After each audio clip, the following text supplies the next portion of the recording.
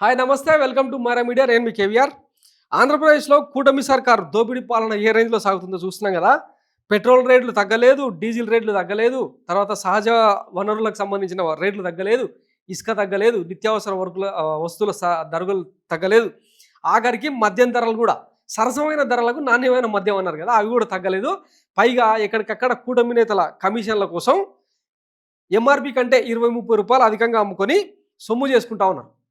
ఈ వీటి గురించి మాట్లాడడం పక్కన పెడితే ఇక పదే పదే అదే జోలు చెప్పుకోవడం అనవసరం. కానీ ఇప్పుడు అంటే ఇంక ఈ బాధుడు ఇవన్నీ కామను, కానీ దీనికి మేము ఒక బంపర్ ఆఫర్ ఇస్తున్నాం, కొన్ని వెసులుబాట్లు ఇస్తున్నాం అని చెప్పుకుంటూ వస్తుందన్నమాట TDP social media.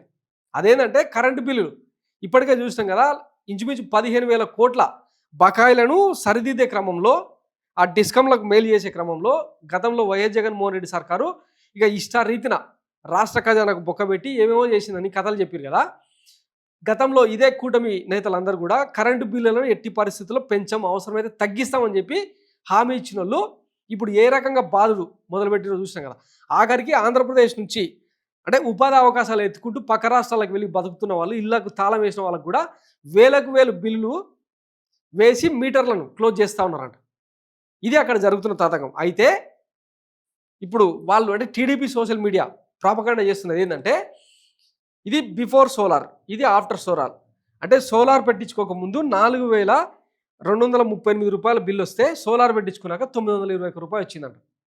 So solar పెట్టించుకోండి, మీ కరెంట్ బిల్లు తగ్గుతాయి అని చెప్పి ఒక బంపర్ ఆఫర్ ఇస్తూ ఉన్నారు.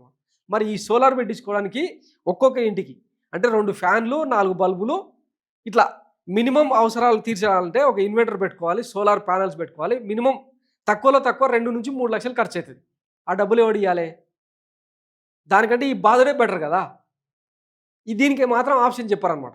సోలార్ పెట్టించుకుంటే మీకు ఈ కరెంటు బిల్లుల బాధ ఉండదు, దానివైపు మొగ్గు చూపండి అని చెప్పి సలహా ఇస్తూ ఉన్నారనమాట. పుండాకూర్ తనం అంటారు దీన్ని. ఇప్పుడు పెళ్లి చేసుకుంటాడు ఒక ఆయన, పిల్లలు పుట్టట్లేదని చెప్తే ఇంకా ఇంకొక పెళ్లి చేసుకోమని చెప్తారా? అట్ట ఉందన్నమాట ఇలా కథ. దీన్ని అసమర్థత, చేతగాంతనం, ఇవన్నీ చవట, దద్దమ్మ పాలన, దున్నపోతు మీద వర్షం పడ్డా స్పందించని పాలన అని మనం అన్నాం అనుకో, ఇంకా కేసులు, బెదిరింపులు ఇవన్నీ. ఇదే పని కనుక వైఎస్ జగన్మోహన్ రెడ్డి చేసింటే ఈ ఆరోపణలతో టీడీపీ సోషల్ మీడియా ఇంకా పోటెత్తేది, గాడిద లెక్క ఓనర్ పెట్టేది. ఇది మాత్రం ఇంకా విజనరీ పాలన, రాష్ట్రం మీద బాబు గారికి ఉన్న ఆలోచన, ఆయన రోజుకు 18 గంటలు కష్టపడి ఇట్లాంటి ఆలోచనలకు తెరదీసిండని చెప్పి ఇంకా మన పచ్చ మీడియా డప్పేస్తుంది అనమాట.